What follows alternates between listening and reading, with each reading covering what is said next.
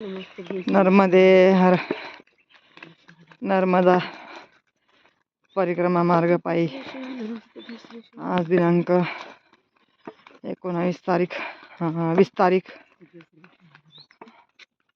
2024.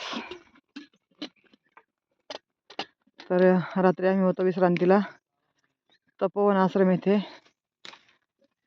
तर तिथे नित्यानंद महाराज आहेत.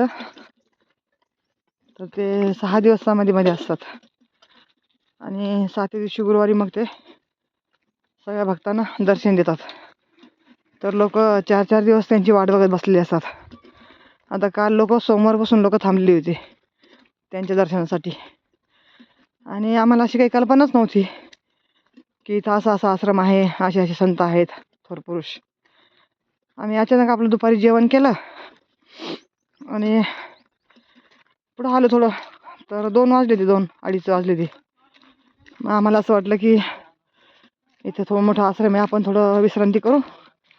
सावली वगैरे छान दिसली आणि विश्रांती करून जाऊ पुढे मग पण अजून. पण ते आतमध्ये शिरलो तर इतकं छान वातावरण वाटलं.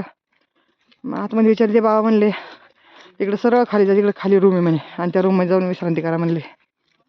मग आम्ही पुढे गेलो आणि बसलो तर मग ती अशी चर्चा चालू होती की इथे मोठे थोर पुरुष येतात, ते 7 दिवस समाधीमध्ये असतात आणि आज गुरुवारी तर आज ते दर्शन देतात म्हणे 7व्या दिवशी. मग कशाला जाता म्हणे, आज दर्शन घेऊन जा म्हणे त्या गुरूंचं.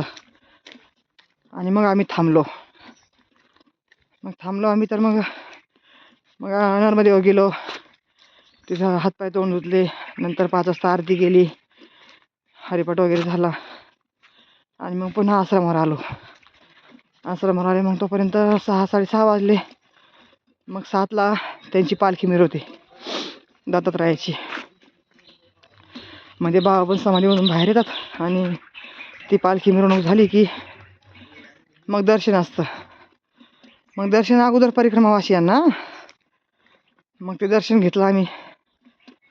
दर्शन घेतल्यावर मग आम्हाला 50-50 रुपये दक्षिणा, 1 खडी साखरेची पुडी आणि शेरण बाबासारखे संत ते अगदी इतके छान हसत होते आणि असे नजरेत नजर घालून बघत होते आमच्याकडं, डोळ्यात डोळे घालून आणि असे हसून असे हात खालीवर करून असे आशीर्वाद देत होते आम्हाला. खूप छान वाटलं. आणि मग रात्री जे थांबलो आम्ही. मग मस्त नंतर जेवण झालं, मग कढी खिचडी आणि मग आराम केला आणि मग सकाळी उठलो, पुन्हा आंघोळ्या, आरती वगैरे आणि आता प्रस्थान केलं आम्ही. नर्मदे हर.